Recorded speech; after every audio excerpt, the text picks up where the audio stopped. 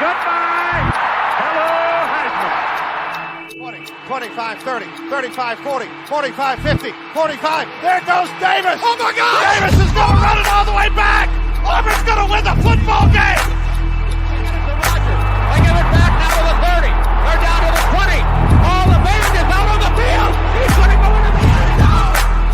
Four-man Alabama rush. Got him. No, they didn't. Oh, my gracious. Yep. How about that?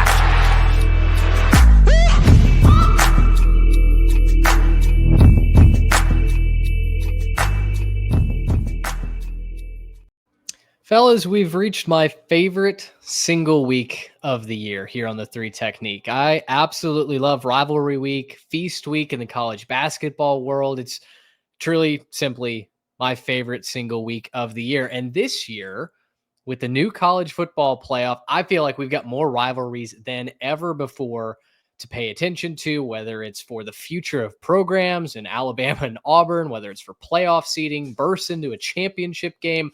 A whole lot going on, and we've broken it all down for you into your Rivalry Week roadmap here on the Three Technique, a college football podcast at the intersection of the X's and O's and the Jimmies and the Joes. Trey Reeves, Garrett Turney, I'm Mitch Mason. Trey said I couldn't say that 5 times fast. I'm not going to try and say Rivalry Week roadmap 5 times fast, but I did get through it once for the copy. Trey, Garrett, how are we doing tonight? Buddy, you got through it twice. I'm very, very impressed. And that's all you need to do. Maybe one more time at the end of the show. No pressure, sure. But I think you're doing great. Yeah, 3 more times and you're there. That's the 5 times fast. I didn't say you had to do it consecutively. And yeah, you can just find 3 more at any point in time in the show. Go listen to it. Maybe we'll drop the comments if you can have the timestamps for when he hits it. You know, we can maybe do a little bit of that as well. Does Reese Davis show up behind me if I do say it 3 times fast, maybe in the bathroom mirror or something in the dark? I sure hope so. Okay, well, y'all try that at home. No, it's actually Pat McAfee, and he asks you to kick a field goal. Have you ever said anything mean about a kicker? Yeah, let us know. Results may vary. Right in if that does happen to you. Great time to be following the show here at the Three Technique on our social platforms at 3 Tech Pod, YouTube, Spotify, Apple, wherever you get your content. Rivalry week may be here. The final week of the college football season may be here, but we've got so much planned for the playoff race and beyond. This is a year-round thing for us, and we keep the show going all 52 weeks of the year. We'd love to have you be a part of it. We've had a ton of Jimmies and Joes jump on board. Trey, we just got off the live show where we had a couple hundred live viewers just taking it all in with us, reacting live with us. So if that was you and you heard Trey's call to say, hey, come on, join the channel. Let's talk Rivalry Week together. Then welcome. We're glad to have you here. Final announcement, guys, before we start driving down this roadmap. Our friends over at Home Field Apparel are doing their biggest sale in company history. We've told you about it leading up to Black Friday. Black Friday's here. If you use their code BFCM24, you unlock 30% off the entire site, no matter what it is. Bomber jackets, hats, hoodies, t-shirts, 30% off, no questions asked. We'd love for you to use the link in our bio. That helps support the show. Use that code. Get your Christmas shopping done. Get your Black Friday shopping done. You have until December 2nd to use that. And guys, I know for us here in the Mason household, I've been using that a little bit to get some stocking stuffers, get the in-laws, some Iowa gear, maybe. We'll see. But yeah, use that code. Let us know what you got. Send us pictures. Send us screenshots. We did a home field giveaway earlier this year, and it was fantastic to see what some of y'all picked for the winners of that giveaway, what some of y'all picked after being introduced to home field for the first time. So if that's you, definitely send us your screenshots. We'd love to see what you end up with. Gentlemen, let's start this roadmap in College Station, Texas. It's where all the eyes of the college football world will be on Saturday night. And this one maybe took a little bit of a hit after the Aggies lost to Auburn in 4 overtimes, but because Alabama then went and lost to Oklahoma, the winner of this game goes to the SEC championship. And there is maybe no bigger prize at the end of the proverbial rainbow than a spot in Atlanta for either the Longhorns or the Aggies. Texas is ranked 3rd in the country. Texas A&M comes in at number 20 in the latest playoff rankings. Texas right now is sitting at a 6-point favorite.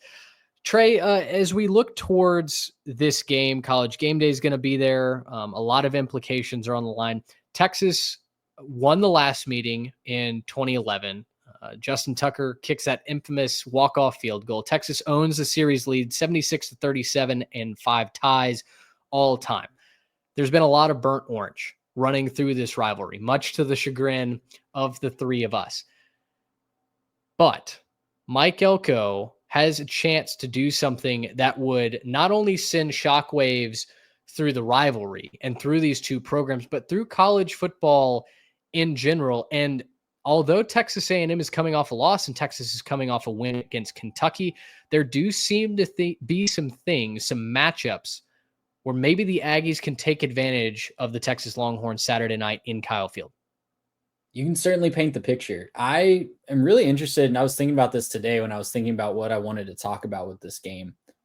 I'd love to get y'all's take. Is the better path for an A&M victory trying to turn this into an offensive game or a defensive game? Because up until maybe 2 weeks ago, you would have said it's obviously defensive. If the defensive can just keep getting stops, eventually you just hope your offense can chip away.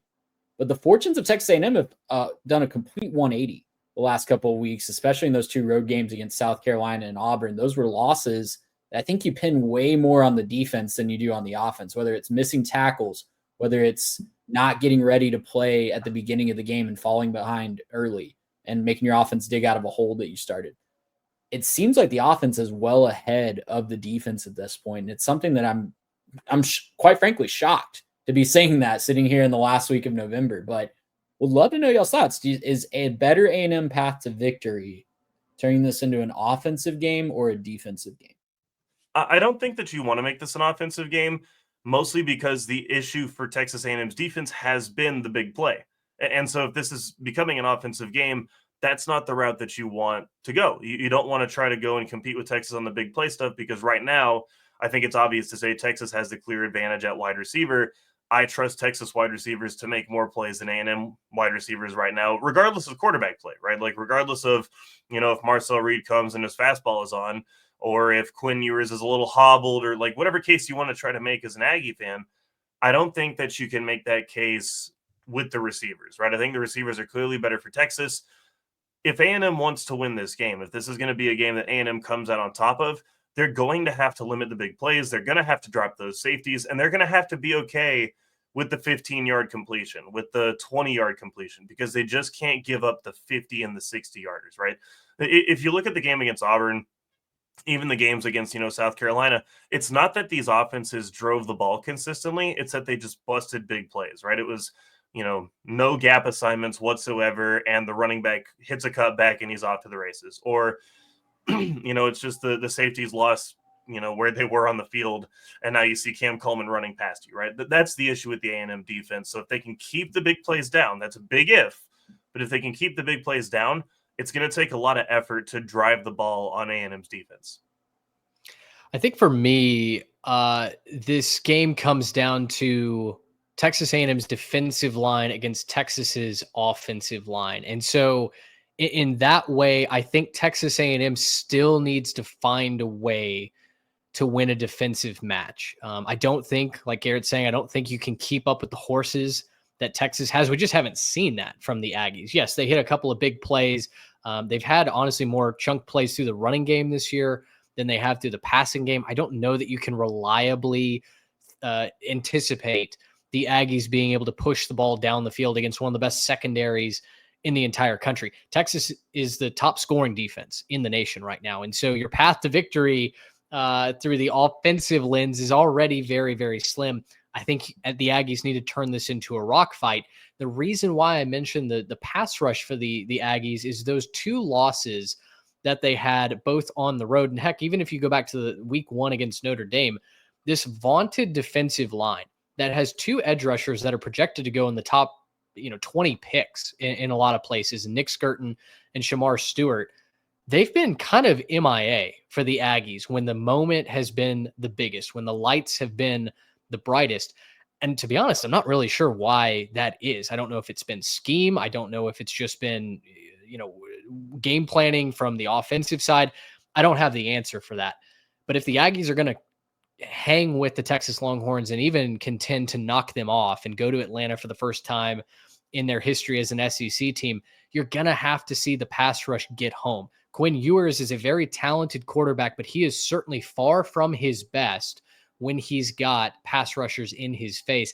For me, if your strategy and your results don't start there winning the battle against that front five in the Longhorns, who have actually been pretty average, giving up sacks this year. They've given up 21 sacks. That's like right in the middle of the pack as far as national metrics go. If it doesn't start there, I think this could potentially be a long night for Texas A&M. Well, and Mitch, you hit on it perfectly. That was something I was coming in with, was the idea that Quinn Ewers, when pressured, does tend to struggle. There's issues when pressured.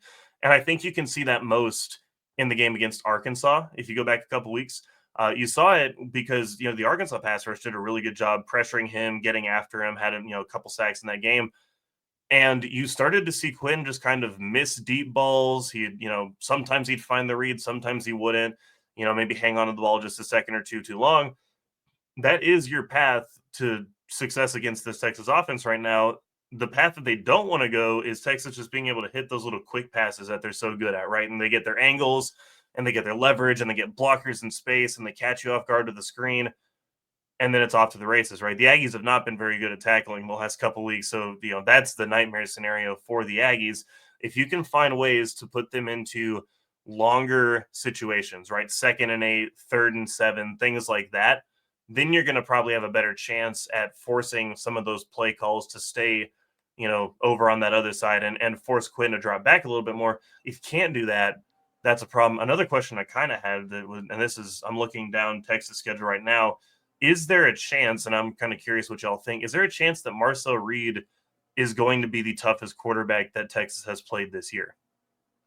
It will certainly be the toughest combination of quarterback and defense and environment that Texas has walked into this year. Obviously, their first SEC road night game, they went to Michigan week 2, and that was a noon kickoff. And yes, there were over 110,000 people there, but this is going to be a whole different animal that they're going to walk into. And I think you're right. I think Marcel Reed has the chance. Now, the Texas defense could make this statement moot, but he has the chance to put up by far the best quarterback performance. And it's definitely a chicken or egg situation.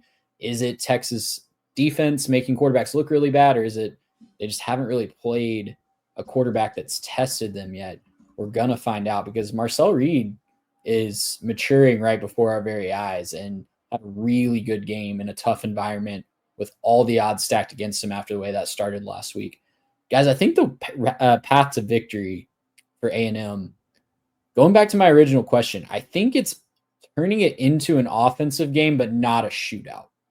I think the offense has to lead the way, and they have to help the defense by staying on the field and driving and finishing drives. That's something A&M is really, really good at, especially in SEC play. When they get in the red zone, they typically finish drives with touchdowns and not field goals. They have to continue that this Saturday if they're going to find a way to upset Texas, and they have to dominate the time of possession battle. Make Texas beat you with big plays and then prevent those big plays. It's twofold. They haven't done a great job of preventing the big plays, but if you can force Texas into having to press and make the big plays and not rely as much on the checkdowns and intermediate stuff, I think you can get in Quinn Ewers' head just a little bit, and I think that's your best path to victory. Don't know if it'll work, because they're certainly capable of giving up busted coverages to anybody. Hello, Bowling Green. Hello, New Mexico State. Hello, every team on the schedule this year. But if they can just find a way to feed off of that crowd's energy, and if the offense can find a way to keep the ball for a long time and cash in on those opportunities, I think that's the best path to me. Feels like Texas A&M also has to just execute the little things, right? They beat Auburn seven ways to Sunday last week. If they're, about a dozen things individually don't go wrong, between drop passes, between dumb penalties, questionable penalties. I think that's a very different result. Trey, I'll ask you this. You highlight Marcel Reed as the X factor for Texas A&M. Most people may be surprised to know that he's ranked 12th in the country, which, first of all, branding, in total QBR. Quinn Ewers is down in the 30s. So statistically, Marcel Reed has moved the needle a little bit more efficiently than Quinn Ewers has. Marcel Reed is also going to face probably the most ferocious front seven that he's faced to date this year. Texas's linebackers have been tearing opposing quarterbacks apart. Colin Simmons has been electric off the edge, the true freshman. You've had Anthony Hill, a one-time Texas A&M commit, who's done quite a bit of good things, both in the run and in pass defense. He can get to the quarterback. So what does Marcel Reed have to do in order to not only just kind of keep his head above water against his Texas front seven, but also execute, there's your word again, enough to beat the Longhorns in an upset? He has to be willing to use his legs and just take what little things they are willing to give him, because you saw it last week against Auburn. He was finding really nice spots in the zone. I don't know that Texas is going to be willing to go as much into zone, but if they go into man-to-man, it's going to be him versus one spot, and he's got to be ready to use his legs when they do that. I think that the way to beat A&M's receivers is to go into man-to-man. They really struggle with separation, but then you have to worry about Marcel Reed's legs. So identifying that coverage, realizing the leverage that he's going to have and actually using it. He was a lot more decisive against Auburn. You felt confident with the ball in his hands, and he has to keep that going if he's going to take down Texas and lead this to a victory. I'm wondering, yes, this is going to be the toughest test that he's had, but I'm almost wondering if Texas is fantastic at not giving up big plays, but the Aggie offense doesn't really rely on explosive plays. They rely on getting the chunks 10 to 15 yards at a time. They're not really worried. They had a big touchdown on a busted coverage against Auburn last week, but that really hasn't been what they do week in, week out this year. So I'm wondering if A&M's not going to be fazed by the fact that they can't get a big play that really opens things up, and that kind of helps Marcel Reed settle in, ironically. I also think a big part of this, guys, is the A&M game plan has to be keeping the Texas offense on the sideline, right? It has to be long drives and, keep them at a rhythm, and I don't think you want to hit the big plays if you're A&M. I think you want to kind of keep your offense on the field, give your defense a chance to breathe. Yeah, you want to score points, obviously. And, if they're throwing the ball over their heads all day, then I'm sure there's going to be a lot of Aggie fans taking it, but that's probably not how this works out. I mean, I just looked it up to see what the numbers were. This year for Texas, the highest passing yardage number is 211. That happened last week against Kentucky. The only other team that's passed for 200 yards on them this year is, funny enough, Michigan at 204. So not exactly a defense that gives up a lot of yards through the air. Not a defense that's really gotten beat a whole bunch. If Marcel Reed throws for 250, that's a Herculean effort. That's just where you have to start asking, is that good enough, right? Because the way that Texas probably wins this game is by hitting a lot of those explosive plays, is by getting your guys with numbers, running up the sidelines, little screen with a convoy type of thing, and just trusting their guys to beat the A&M guys, right? That's just probably how that works out. So, I mean, I don't think that the Aggie offense probably wants to get into a big play battle with them. I think they want to grind it out, control the time of possession, and find a way to keep the Texas offense on the sideline and hope that the timing gets off, and they can maybe keep the crowd in it a little bit and not let them get too far ahead too quick. Well, so call your shot. Texas favored by 6 Saturday night in front of what will inevitably be the largest crowd in Kyle Field history. Like I said, all eyes on this game. Texas has not been super fazed by everything that's been thrown against them so far this year. Whether that's been impressive in your mind, there's a debate there. But Texas favored by a touchdown, pending the extra point against the Aggies. Which way are you leaning? Look, everything about my brain is telling me Texas is going to win this football game. Just looking at the way the Aggies have played defense the last couple of times out in the SEC, watching the tackling, I don't think that's going to be good enough. I do think Texas is going to have a lot of success on the offensive side. Also, the little nugget about no holding penalties getting called for 30 quarters against A&M is also going to be a problem with the whole let's get after Quinn Ewers, because up until the moment an SEC ref calls a hold, I just don't believe it's going to happen. So everything in my brain is telling me that's what's going to happen. But guys, this is the first time we've gotten a chance to pick this game on the podcast. So as much as my mind's telling me no, my body's telling me yes. I'm quoting R. Kelly on this one. I'm just going to pick the Ags. I can't do it. I'm picking the Ags in this one. I think the difference here is Kyle Field. I don't think we're going to see anything like this. We won't have anything to compare it to from a previous environment. It's going to be raucous. It's going to be crazy.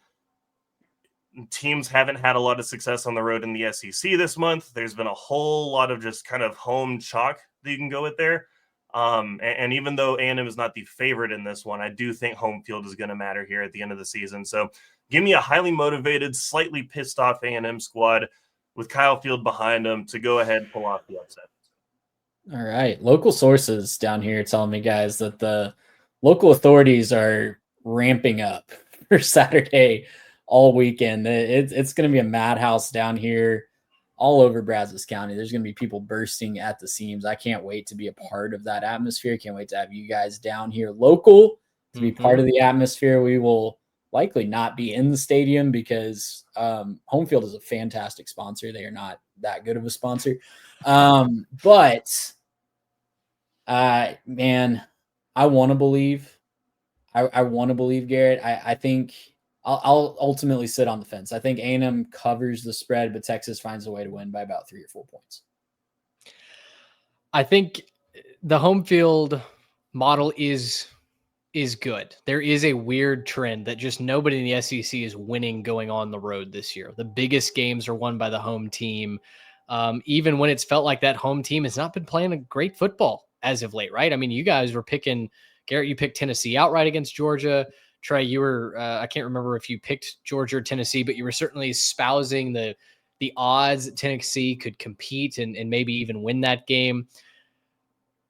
I'm going to take Texas, though. Eventually, someone has to just play solid ball. Eventually, the hot team has to win out. And listen, Texas has not been a world beater every single week that they've lined up. There hasn't really been that one team week in and week out that's just beat the doors off somebody by 40. But I do think Texas has found a way to win, and they've been very fundamentally sound in the way that they've gone about it. Their defense is forcing turnovers. They're fast. They're physical. They don't give up points. I would love to think that Texas A&M could rally. And hey, LSU's found that out the last, 3 times that they've come to College Station?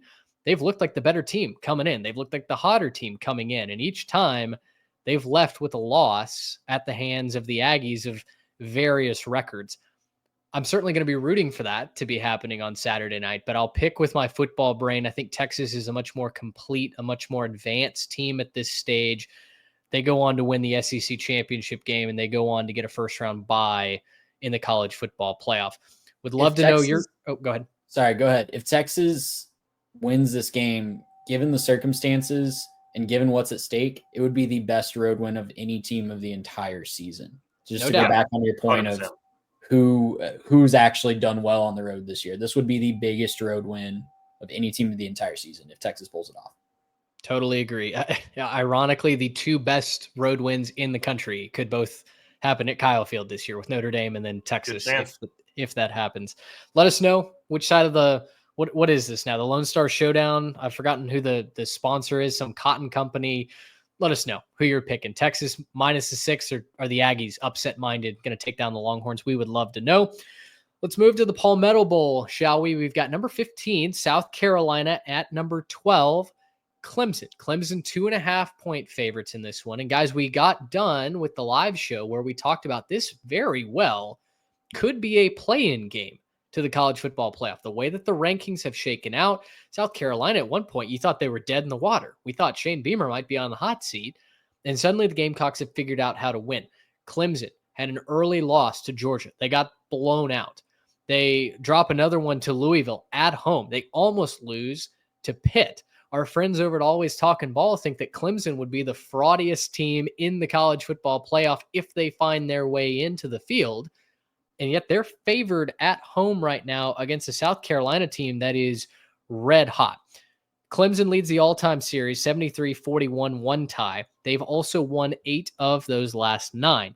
South Carolina, though, won the last time that they were in at Clemson, 31-30. That was back in 2022. So, Garrett, let's start with you. What is the single greatest factor to picking this game outright to you? Is it offense? Is it defense? Is it recent success? What catches your eye in this one? It's probably how hot Lenora Sellers has been for me. He's been on an absolute tear the last several weeks. He's really figuring out his game, and with a couple of back-to-back weeks of 300 plus yard passing, that's got to be true, right? He's thrown 8 touchdowns the last 2 weeks. He's absolutely on fire. We've seen him live in action against our team. He's an impossible man to tackle. He's crazy athletic. He's starting to develop that arm strength. And if he can continue that, I don't know that there's a better player on the field at any point in time. I think Lenora Sellers has the ability to completely go in and change this game. Though I do think Clemson's probably the better team overall and probably has the better, sort of culture and what's going on around there. I think Lenora Sellers is a big enough deal to walk in there and make it all about him. And look, if he's able to control the ball, if he's able to kind of string along some long drives, maybe keep some things, hit a couple big shots over the top, it's going to be a tough day for Clemson to try to keep up with that. For me, it's not so much Lenora Sellers, it's the South Carolina pass rush, because I think the only teams we can really compare to South Carolina that are on the Clemson schedule this year are the Georgia Bulldogs. That's really the only comparable pass rush that they've faced this year. And guys, I know it was a long time ago. I know it was all the way back in week 1 of the season, but they did not pass that test when they played the Georgia Bulldogs, especially in that second half. So I'd be really worried if I was a Clemson fan about the ability to protect Cade Klubnik.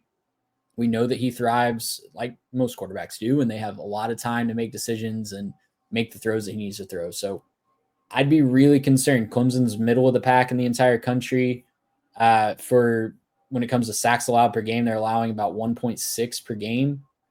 A&M's right around that same number at 1.8, and we saw what they did to the A&M offensive line just a couple weeks ago. So I'd be really concerned if I was a Clemson fan. But if you can protect Cade Klubnik, I think he can make enough plays to outduel Lenora Sellers.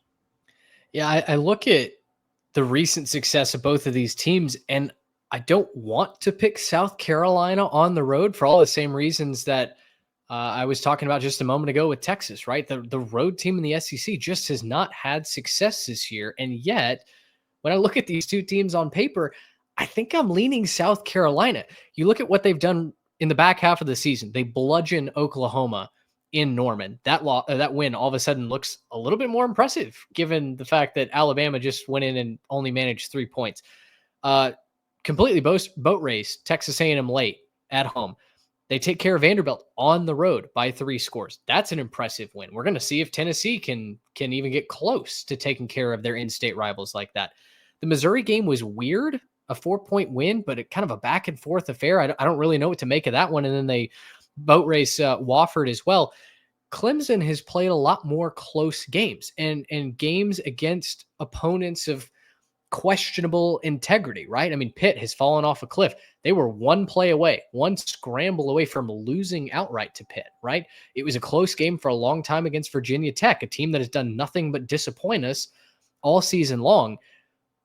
I'm not even sure that Clemson is the better team anymore. And because of that, there's really not much that's pulling me in to pick Clemson. Now, Clemson, I think, is the more talented team. Could they put it together and be better one day in time at home against their in-state rivals? Absolutely.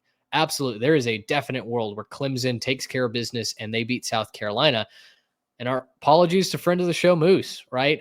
Listen, I think I'm rooting for the Clemson Tigers in this one, but I'm going to pick South Carolina plus the 2.5. Yeah, the problem trying to pick this game for me is that both of these teams, I think, have a little bit of fraudulent in them, right?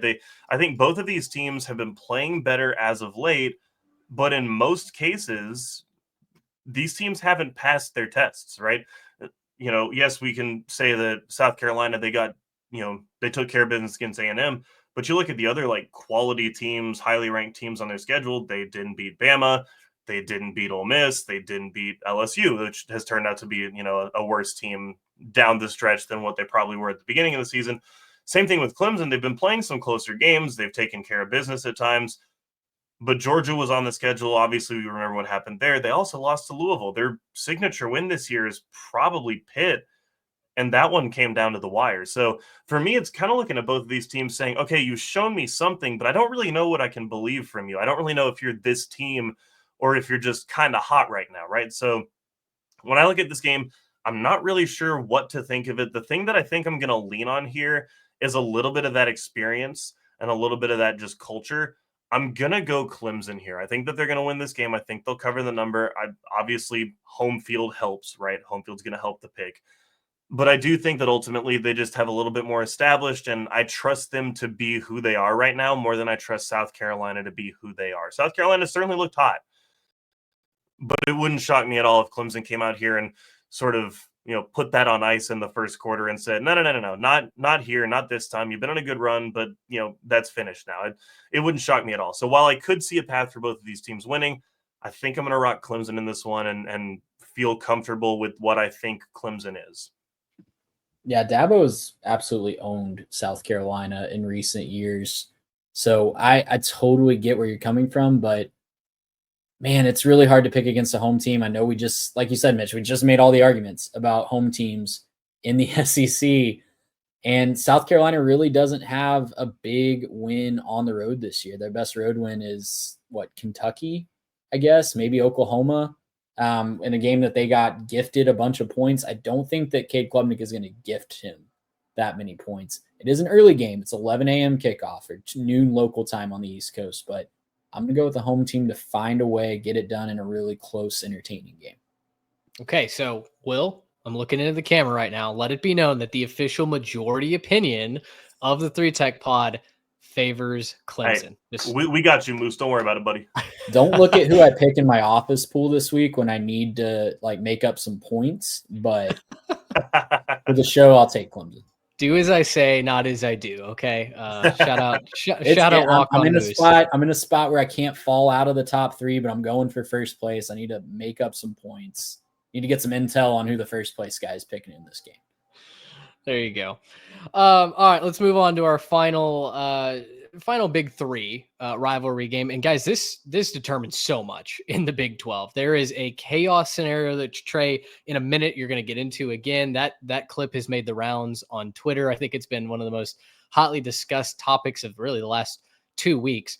But we're talking about Farmaggedon. Number 24, Kansas State, back into the CFP rankings.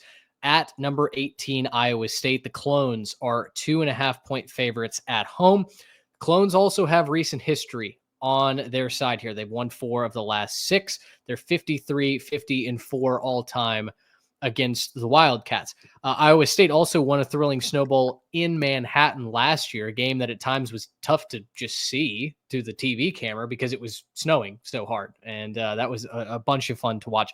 Don't necessarily know that we're going to get the same weather this year. But Trey, I'll turn it over to you for the Big 12 championship scenarios, because right now, as we talked about on the live show, there's 4 teams tied for first atop the Big 12 standings, but there are technically 9 teams alive to make it to Arlington. Yeah, if you have 3 losses, you are still alive. So that goes all the way, if you're looking at the Big 12 standings, that goes all the way down to West Virginia in 9th place. So 6-5 West Virginia is still alive mathematically for the Big 12 championship. There's a flow chart that's going around Twitter that's really difficult to follow, but if you can trace the lines and zoom in really close, you can figure out how those specific teams are getting in. There's way too many scenarios to get into on this podcast, but sorry, I'm not going to read off all of them like I did last week, but the Butt Bowl is still alive. I will say that. For this, all intents and purposes here, just looking at Farmageddon, Iowa State, if they win, they have about a 95% chance, 95+% chance to get in. There are a couple of ways that they could get left out. If they end up in a 3-way tie with Arizona State and Colorado, they would not get in that 3-way tie scenario. So obviously they need to root for either all 4 of the tied teams at the top to win, or one of Arizona State or Colorado to find a way to lose, or it just gets really tricky from there. So if you really want to know, you can Google it. I'll tweet it to you, but West Virginia could beat Tech, Baylor could beat Kansas, Cincinnati could beat TCU. These could all have an effect on who goes. If Kansas State finds a way to win this game, which I think is really possible, guys, I'll get to the actual game on the field in a second. They just need 2 of the 3 other teams in that top group. So BYU, Arizona State, Colorado, 2 of those teams need to also lose, and then Kansas State could find their way in as the number 2 team.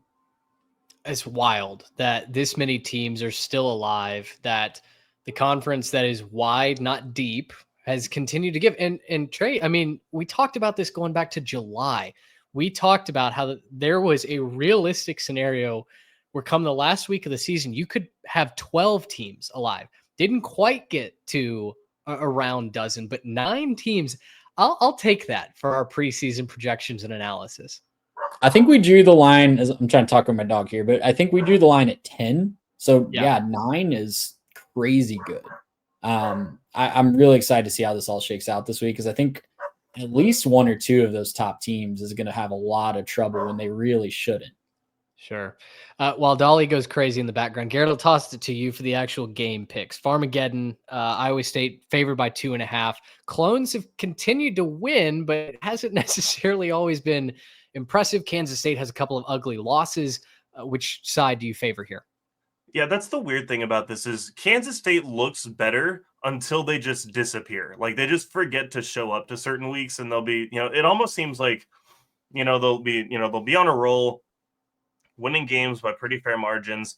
And then, you have the Houston situation, which I know that they played that game in, about 17 feet of rain or whatever it was. So that's a whole separate thing. But there's just so much here to kind of deliberate. I think Iowa State's obviously the more consistent team.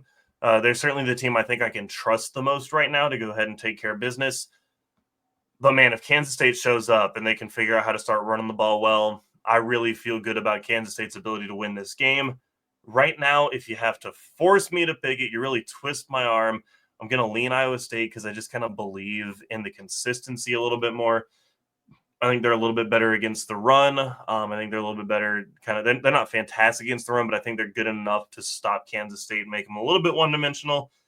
And I think that they're going to find a way to get it done and win this game and head off to Arlington. Trey, is Dolly going to let you make a pick right now?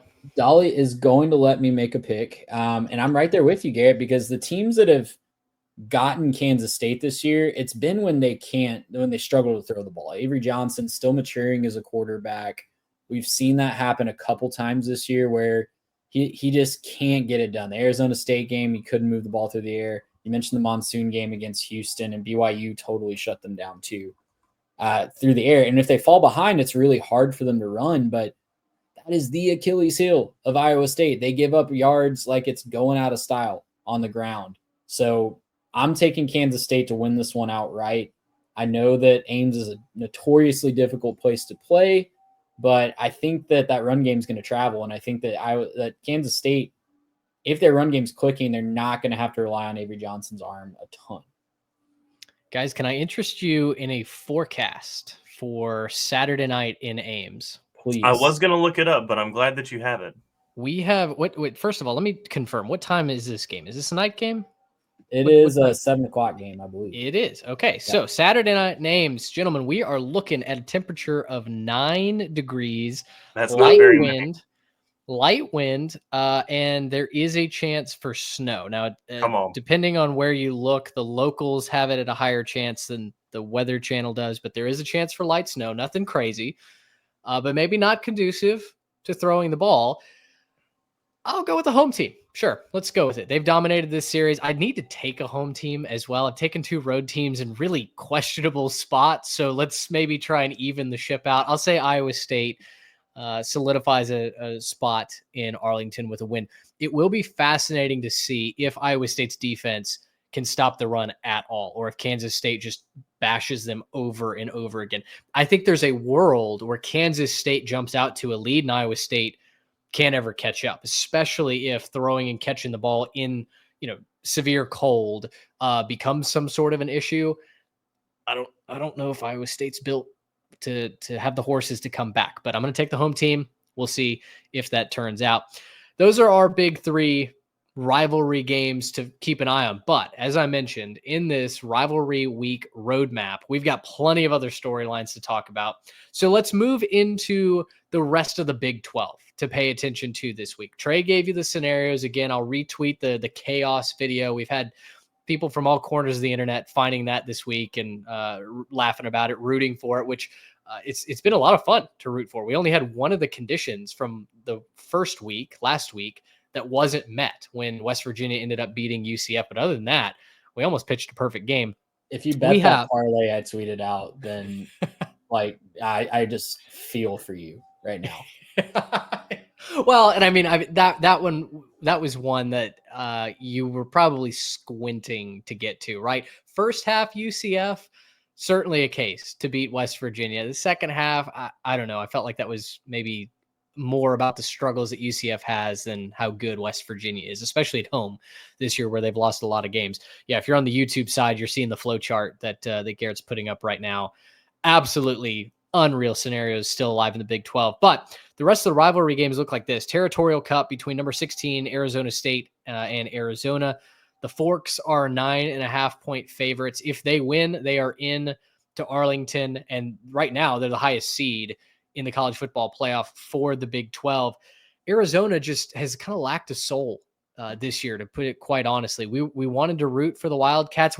I don't know that we were ever really in on Arizona to the Big 12 championship game like some of the pundits out there were. It just felt like too much change too quickly for Arizona to sustain that level of success that they had under Jed Fish. But they've just been a completely lifeless team at varying degrees this year. So I'm going to roll with Arizona State to pull off a big win here in Tucson. This is going to be Arizona's Super Bowl, but I just don't know that they have the coaching staff to get them up for that Super Bowl. A lot of talent still in the field for Arizona, a lot of future NFL guys on that field, but they just haven't been able to put it together. Arizona State is a massive moment for them. I think they get it done. There is a chance that they can get left out just like Iowa State with a loss, but it needs a lot of bad things to happen. So they'll punch their ticket with a 97% chance with a win. It'll just feel really uncomfortable until they see all those results come in, and they'll be like, we won. Are we in? I'm not really sure. So they'll kind of be obviously waiting for one of those teams to lose. But yeah, they're going to win this game. It shouldn't be an issue. Arizona has some of the better play. I think they have the best wide receiver in football. The problem is I haven't been able to do much with him, and so that's just kind of the unfortunate way their season has gone. But yeah, Arizona State, fantastic. They can absolutely dominate you on the ground. They're going to dominate the run game, and I'm excited to see what this team can do. Hopefully, getting into the playoff and, finding their way through some of that. Hopefully they can give somebody a little bit of problems there in the first round. The other two teams in the Big 12 of note are BYU. They're 19th right now, 13.5-point favorites against Houston, and then Colorado, who's 17-point favorites against hapless Oklahoma State. BYU's got to win, and they've got to hope that Arizona State or Iowa State lose in order to go to Arlington and have a chance at the college football playoff. Colorado has to win and hope that Houston beats BYU and Texas Tech beats West Virginia. I think there's a very good chance that Texas Tech can beat West Virginia, but Houston beating the Cougars, that seems like a bridge too far. I know last week I talked about picking against BYU because the air came out of the balloon. I felt like Arizona State had more going for them in that moment. Houston, though, I don't know that the same rule necessarily applies. Yeah, and they're at home this week. Yeah. I picked BYU last week, and they almost came back and came up a couple yards short of making that look like a genius pick. But I think at home, when they do still have something on the line, they don't need to cover the 13.5-point spread. They just need to beat Houston. We've certainly seen Big 12 teams ruin this for other teams before. I'm thinking of UCF against Oklahoma State last year when they almost torpedoed the Cowboys' chances of going to the Big 12 championship. Yep. But I think that BYU gets it done at home, and I think Colorado does as well on Friday night. So we're going to see a lot more clarity after the Friday night games because a lot of this stuff hinges on a very unlikely upset in Boulder. Mm-hmm. Yeah, I think the win coming out of the sales for BYU is over. I don't know if y'all saw the halftime adjustment that they made and the coach basically speech that happened in the locker room. I don't know if y'all saw any of that from this week that got leaked. There was someone walking around in the locker room and they had audio of what coach was saying. That very clearly put the win back in their sails as they almost came back and won that game. Obviously too much too little too late, but yeah, they're back on top of it with a full 4 quarters. They're going to beat Houston. It's just going to be if they can get the right things to happen. Last storylines here in the Big 12. Kansas has a bowl on the line. They're +1 against Baylor. They have to go to Waco to get that done. But Kansas has won 3 straight against ranked opponents. That's the first time in their program history that they've done that. Baylor's not ranked, but they're certainly playing pretty good football right now. I believe Baylor's won 5 in a row. So that'll be a fun game to watch. Cincinnati needs a win home against TCU to make a bowl game as well. Texas Tech is seeking its 8th win against West Virginia. That would be the most wins in a regular season for them since 2009. That feels really hard to believe given some of the talent that they've had come through. Patrick Mahomes, obviously. But Joey McGuire, amidst some struggles early on in the season, does seem to have things headed in the right direction in Lubbock. And then as well, Trey, Kyle Whittingham, perhaps his last game at Utah. Things have gone from bad to worse up there in Salt Lake. There are rumors that he's going to retire and hand this off to the coach in waiting. Anything that kind of piques your interest out of those storylines? You mentioned it with Texas Tech. It really shocked me when I researched that nugget. I was thinking, okay, 8-4, that's a solid year for Tech, but surely they've done that recently. And no, it was Mike Leach's last year, right before he was let go, that they won. That was the last time they won 8 games in the regular season. Crazy to think about, but I think they've got a great chance against a West Virginia team that has their own coaching rumors swirling around the program right now. Sure.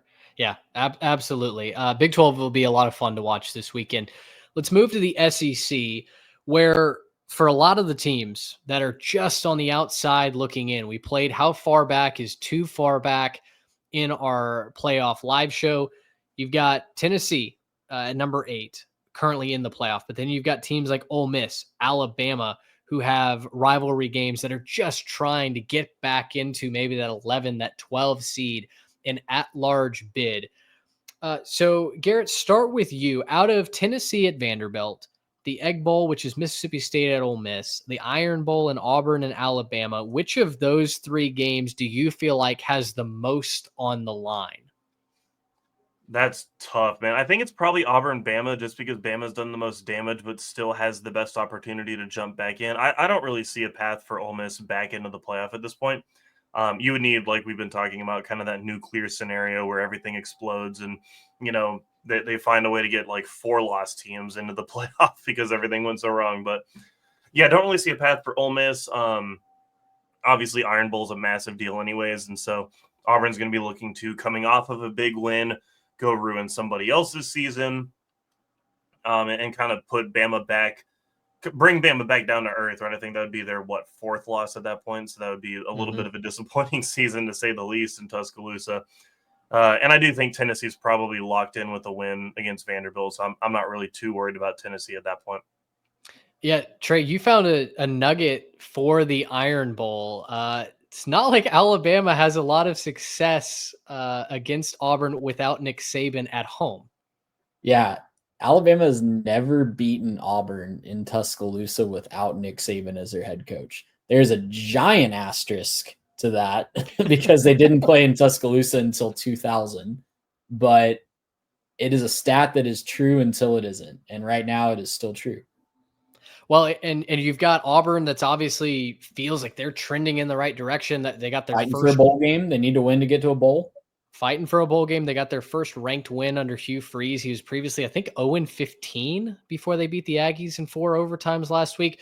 Alabama gets shoved in a locker against Oklahoma. They score 3 points against Brent Venables' defense. This feels like certainly a case where if Alabama doesn't win this game, guys, I think they go into the offseason with the most chaos and infighting that I think Alabama program may have seen since certainly before Nick Saban, but maybe ever in their program's history. There feels like there's so much on the line, in-state recruiting, overall feel and brand of the programs on the line in this Iron Bowl. Forget the college football playoff. Just thinking ahead to the offseason in 2025, if Alabama doesn't win this game, I think the results are groundbreaking for sure. Guys, I think I know the answer to this, but I just kind of want to vibe check it. If Alabama loses the Iron Bowl, is there any chance DeBoer doesn't see season 2? No. He's got to come back. No, but he might. there might be an intern or someone that comes forward with some sort of story, a la Brian Harson. Yeah. If No. Alabama fans think they're Well, above see, what because Auburn did, all you have to do is listen to some of what's been happening on like Paul Feinbaum, which is unwatchable anyways, but just when they bring in some of those fans, it's kind of entertaining. The fans are pretty passionate, to say the least. And some of them have gotten real up in arms about what's going on with the program. So I'm not saying, I'm just saying I don't think that it's probably likely that he gets fired, but I don't know that it's a 0% chance. it would Well, take an absolute bombshell scandal, which again, I'm not thinking that the people in Alabama are necessarily above that because we saw that with Brian Harsin and my. Auburn. But no, I would just tell Alabama fans to think back to what we said at the beginning of the year. You got to remember what your program was like before the GOAT was there. Yeah. And I think they're going to win against Auburn on Saturday. I think it's going to kind of be a moot point. I think they need to absolutely destroy them if they want to hope to move back up into the college football playoff. But you got to remember where your program was at. Mitch, you mentioned that it's going to be one of the worst feelings they've had as a program, maybe ever. I would challenge you to go back and research what it was like in the early 2000s, in the 1980s. Like it between Bear and Saban, there was a lot of bad in Tuscaloosa. So they will survive even if they lose to Auburn. They gotta give DeBoer time because he's a winning coach, and he's just got to get his guys to run his system in there, I think.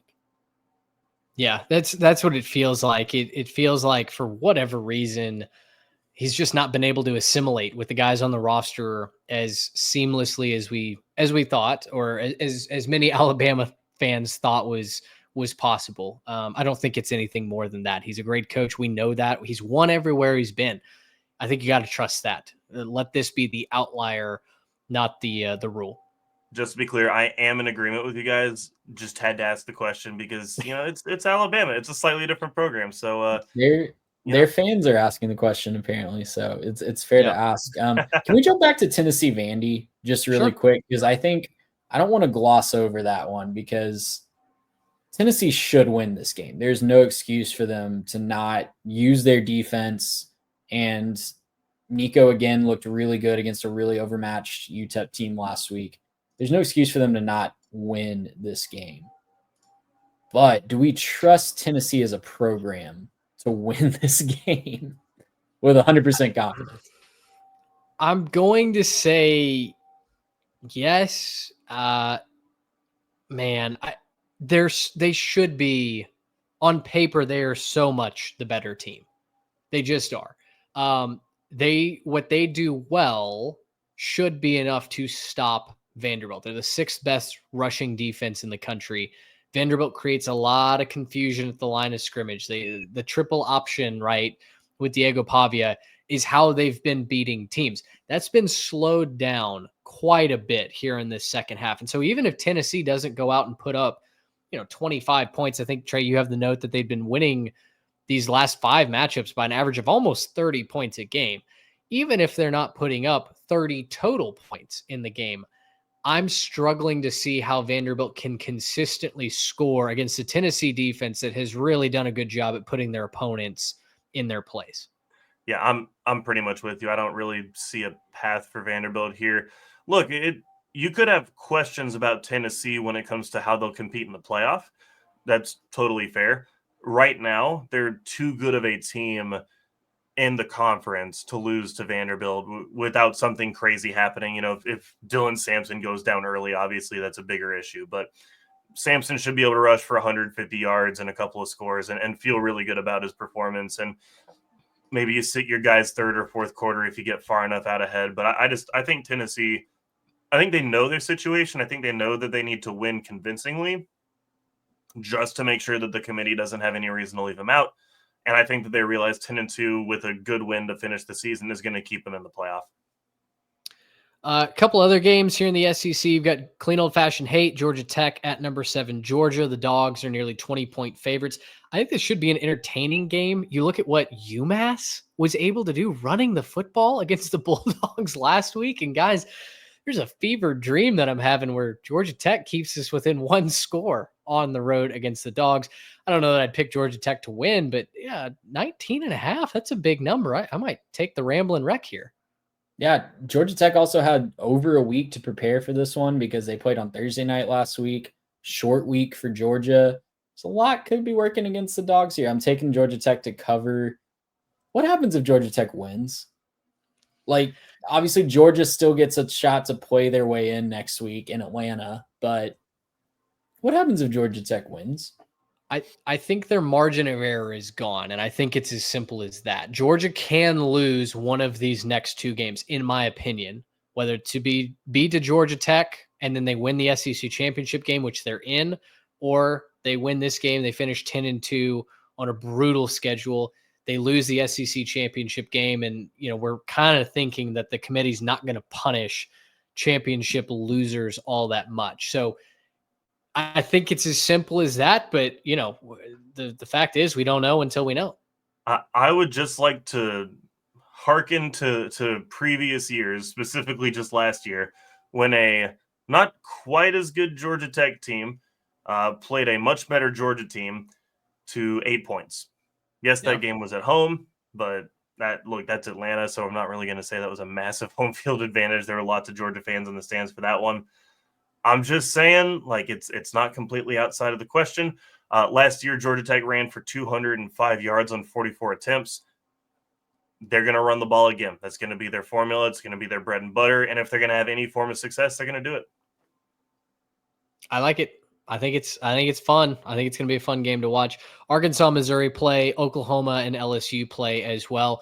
I guess you've got the hypothetical question: what happens if Oklahoma beats LSU? Maybe let's save that for the reaction show in case it happens, because boy, I kind of want all of our just genuine first blush at that if the Sooners are able to knock off LSU in Death Valley. By the way, would love to see that. Over to the Big Ten. Trey, you wrote that the overarching theme here is, can anyone play their way out this week? I'll let you kind of steer the ship here. Indiana certainly can if they find a way to lose to Purdue. That would just be an abject disaster sitting there at number 10. But I'm really interested in Penn State. And I'm wondering if Maryland, they're 25.5 point favorites. So I don't think there's even really a need to discuss this, but if there was ever going to be a team that failed to live up to expectations and failed to win a game like this, it would be Penn State. Well, obviously Penn State they almost blew lost. out their opponent last week, right? You took the words right out of my mouth. They obviously had a big wake-up call against Minnesota last week, but maybe Penn State, if they found a way to lose to Maryland, would drop like a rock. But I tend to think Oregon, Ohio State, Penn State are safe no matter what. Indiana just has to win, not even probably convincingly. They just need to get a win and avoid a disaster at home against Purdue, and they're fine. Yeah, when you're in style points, I think we got to throw out, given the fact that so many teams have been in position and then lost. Indiana, obviously, 11-1, should absolutely be in. Now, maybe the most interesting discussion here is a team in the Big Ten that's not even close to playoff contention. That's USC hosting number 5 Notre Dame. The Fighting Irish are 7.5 point favorites in the battle for the Jude Shillelagh. There really shouldn't be a world where USC wins this game based on what we've seen on the field. Notre Dame is rolling. They've gotten everything seemingly figured out. They are literally just one game away from going to the college football playoff and maybe getting to put to bed these storylines that, yeah, they can get into the playoff, they can get into a national championship game, but they're not built to win that. But if USC manages to win this game, Notre Dame's out of the playoff, right? I think they have to be. I think like they came in at number 5, but that would be a second really bad loss. Yes, this one's on the road, but they burned through with their strength of schedule and what it turned out to be. Yes, we already talked about how they have the best road win in all of college football, but their schedule and how it turned out, they cannot afford a loss here. I think that they're going to be on the outside looking in, and that might be the path for a 3-loss Alabama to get in, is if Notre Dame stubs their toe against USC. I'm with you. I don't think that 10-2 Notre Dame gets in. I think that they have to keep perfect, especially because it's not like their one loss was to Texas A&M or like, somebody else in the schedule, like a Louisville, where you could maybe justify it. Their loss is to NIU. Like if you're trying to justify that plus USC, makes it really tough. Yeah, ironically, if they don't have that awesome win at A&M, they might be in better shape this week. Yeah. This might be just a game for seeding, but they already have the anchor loss. I don't think you can survive 2 anchor losses. My apologies, by the way, to NIU. I had you guys on my run sheet at 5-6 last week, not 6-5. You are in a bowl game, so apologies for trying to take away your postseason berth. Did not intend to do that. Jumping back to the game real quick, Mitch, Yeah, because I think we'd be remiss to not mention Michigan, Ohio State on a rivalry week show. So apologies if you're about to jump back there, but big game for Ryan Day, even with the stakes not as high, because I think they're going to be in the playoff no matter what. But that seat, man, is going to be right back up to red hot. All that goodwill he built beating Penn State and Indiana is going to be gone if he finds a way to lose to Michigan for a 4th straight time. If there's a freshman class that goes all 4 years at Ohio State without beating Michigan once, short of making up for that by winning a national championship, I think there's going to be some hard conversations in Columbus. Well, so that's what I was going to ask is everything is stacked against Michigan here. There really isn't a reasonable path to victory, I don't think, for Michigan. Ohio State just is so much better in every facet of the game. We saw what they did to Indiana last week, but I'll ask you guys to play the game anyway. What is the path to a historic upset for the Wolverines? I'm glad you asked. We talked about this actually on the Superfan Showdown. You can go and check that one out. And if you see the thumbnail, Teddy made the case basically with he was being realistic. Teddy wasn't saying that they're going to come out there and shock the world necessarily. He was, more just playing the part. But basically, the path is just find a way to go to work, put the whole team together, just grind your nose to the grind, and make this a 13-10 win, something like that, right? Just go in there, hit everybody. I think the D-line has to be super successful. Ohio State does have some issues on that offensive line. And so if you can get guys like Mason Graham in the backfield and really cause problems for Will Howard, you can maybe turn him over a time or two. And that would be certainly the path for Michigan to win here. But with all that said, I just don't really see the path realistically outside of just uglying the whole thing up and, having just a historically terrible to watch game. I just don't see the path here. I think Ohio State probably covers. Yeah, it's probably similar to what Nebraska did, almost going into Columbus and getting a win.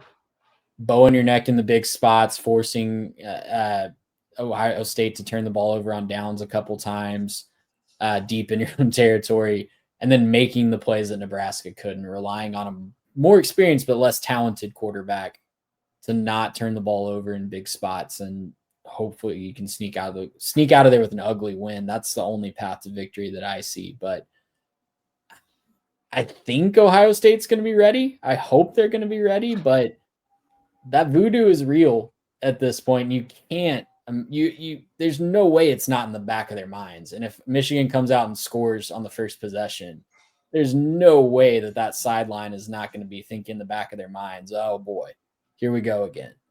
Yeah, well, and kind of to Mitch's point, unless I'm doing my math wrong, I believe that freshman class has already graduated. They didn't play in 2020. So they would have had 2020, 2021, 2022, and 2023 no wins over Michigan. There was a freshman class that came in there and didn't watch the Buckeyes beat Michigan. That's going to be sitting in the back of some people's minds. And so, fair enough. Yeah, it's tough. It's weird. They're certainly not going to be overlooking them, but I think Ohio State also has that in the back of their mind as like, okay, well, this is highly motivating. We got to go get back on top of this game. We got to do it for, every other reason, including a Big Ten championship game, including a top seed, including trying to get that 1 overall seed. Everything in there is all pointing towards Ohio State having lots and lots of motivation in this game. When you take a team like Ohio State that is this talented and give them that much motivation, I pity the Wolverine in this game. Ohio State needs to make a statement just for the rivalry, just for recruiting standpoint. There's a lot that needs to be exercised at the shoe this upcoming weekend. Rest of the Big Ten storylines, Oregon is nearly 20-point favorites against Washington. It's a very different Washington team than they played last year, but they're trying to exercise some demons against the Huskies. Wisconsin trying to get back to a bowl game. Their 22-year bowl streak is on the line this week as they host Minnesota in the battle for Paul Bunyan's axe. Wisconsin, I can't get a read on who they are. They have been so inconsistent this year. They fired Phil Longo, their offensive coordinator, a couple of weeks ago. The passing game has been a nightmare, but sometimes it's okay. The running game has been very good at times, but it also disappears. Minnesota nearly upset Penn State. They took down USC. They've also kind of been a barrel of monkeys as well. That may be one of the more entertaining games, I think, in this weekend. So definitely pay attention to Paul Bunyan's axe. Illinois is looking for their first 9-win season since 2007. They go for the win against Northwestern. That's in Wrigley in the Land of Lincoln game. So if you like football games in baseball stadiums, congrats, I guess. This is the game for you. Angles that can't see the corner of the end zone. Yeah, exactly. Michigan State trying to get to bowl eligibility in year one of Jonathan Smith. They're taking on a Rutgers team that's really just disappointed here down the stretch. And then Nebraska, Iowa. We avoid the scenario where I'm suddenly rooting for Nebraska fans to be happy, but for Iowa to win, because Nebraska made a bowl game last week by drubbing Wisconsin. So congratulations to Cornhusker fans. You've got postseason football for the first time since 2016. There's something to do in December. Yeah, and they rushed the field as a result, I believe. So good for them. And they deserve it too. They've waited a long time for that. So congratulations to Matt Rule getting back to the postseason. They can clinch a winning record this year if they beat Iowa. ACC is pretty simple because you've got win and you're in, right? Miami on the road at Syracuse. SMU's already clinched their share of the ACC title game last week with the crushing of Virginia on the road. They take on Cal at home. SMU 2-score favorites. Miami's 11-point favorites on the road at Syracuse. I think Miami wins this game, but I will take Syracuse to cover in this because I think what Syracuse does well when they're clicking is move the ball and score a bunch of points, and that's what Miami does not defend against well. Now, they've been blowing teams out on the scoreboard because they force turnovers late. They find a way to make it a multi-score game. But how many times does that really work before the magic runs out again? Yeah, I think that Syracuse is going to cover this game. They are a different animal at home as well. When we've seen Kyle McCord really struggle, it's been on the road for the most part. So they're going to move the ball up and down the field, but I bet something happens that we can point to Kyle McCord for Miami winning this game towards the end. Ouch. Yeah, Miami's going to find a way to win this game somehow. The ACC wants it. The ACC knows what's good for it. And for all the faults you can say in different conferences and certain conferences having biases, look, the ACC knows what's good for it. They want Miami to win this game and have a chance at 2 seeds. So, yeah, they're going to make it happen. Somehow, NC State is looking for bowl eligibility. They'll take on the Mac Brownless North Carolina Tar Heels. UNC just fired Mac today. Go Wolfpack, I guess. Dave Doran's group. I'm definitely rooting for them to figure it out. This year's been such a disappointment, but I think there's hopefully a lot of bright things ahead for the Wolfpack. The Commonwealth Cup is also a battle for bowl eligibility. You've got Virginia and Virginia Tech, both at 5 and 6. The Hokies are 7.5-point favorites at home. If Virginia was scoring more regularly, I think I would be all aboard Virginia finding a way to win this game, but Calandria has just kind of fallen off a cliff. The fans were chanting for Tony Muskett at home last week. If Virginia was going to win games, it was going to be because that offense was just kind of electric and dangerous in big spots. That's not been the case this second half of the season. Yeah, it took the words right out of my mouth. They need to be a team that relies on that offense. Tony Elliott needs to have a team that relies on a good offense, and they're just not that right now. So I'll take Virginia Tech home. All right, let's move over to the G5 storylines, and we can run through this quickly. Trey, Mountain West American Conference USA MAC Sunbelt. We've got championship races all still to be determined here everywhere except for the American, where we've got Tulane and Army. But Tulane has to keep their playoff hopes alive on Thanksgiving night. They'll take on Memphis That's a standalone game in college football. The Egg Bowl has been moved now to, I think they're on Black Friday, right? So all eyes, if you're not watching, some slap happy NFL teams play on Thanksgiving Cooper night. Rush versus Tommy DeVito. Yeah, if you're not putting yourself through whatever NBC matchup is Thursday night, I'm going to be tuned in to Tulane and Memphis. That's going to be Miami and the Green Bay Packers. You can go ahead and skip that one and watch Tulane Memphis. That's unless you want to watch Tua Is Miami get not hurt good? again. Is Miami good at this year in the NFL? I honestly don't watch. No, the it's NFL on Sundays. You're gonna watch Tua get hurt again, and Jordan Love's gonna throw about 6 interceptions. So that's all you really need to know about that game. Watch Tulane. That's gonna be the better, more entertaining game to watch, and it's certainly gonna matter more. If you told me preseason that Tulane would be a multi-touchdown favorite against Memphis in this game, I would have been shocked. Really expected more from Memphis this year. It's going to be a really fun game. There's going to be a lot of offense, but I think Tulane finds a way to get it done, keeps those slim playoff hopes alive, and puts some more pressure on the Big 12. Army can do the same thing.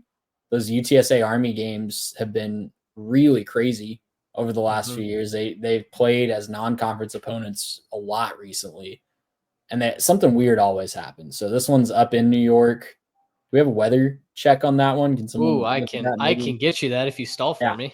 I mean, yeah, I'll stall for you. I think UTSA has really struggled defensively this year, so not really worried about Army. They've against everybody but Notre Dame, they've really ran over the competition, literally and figuratively. So I think Army will get it done, but weird stuff always seems to happen when UTSA plays Army. I'm still somehow keep Weather going. Channel So brought up Tulane- Heading up to the weather center keep for talking. Mitch. Weather forecast used my current location and gave me the forecast for West Point, Texas. So I'm changing that as we speak. Did not know that existed. Not Okay. 100% sure where West Point, Texas is. I'd assume it's somewhere in the West, but yeah. But yeah, Tulane back on Thursday night. I think running game especially. We've seen Memphis really struggle to stop the run, just like we're talking about with UTSA. I'm thinking back to the Navy game. I'm thinking back to when they've played pretty much anybody with a competent running attack. It's been a real struggle for Memphis. So give me Tulane to cover in that one on Thursday night. I think I'd also pick Tulane to cover. In case anyone was wondering, West Point, Texas is between Bastrop and LaGrange. Really? That's in my neck of the woods. It's I've down never there. heard You of might it. need to make a little trip down to West Point real quick. I'll go take a picture. It's technically not a city. It's an unincorporated community. Is it in Fayette County? Or It is Fayette County. Okay, there we go.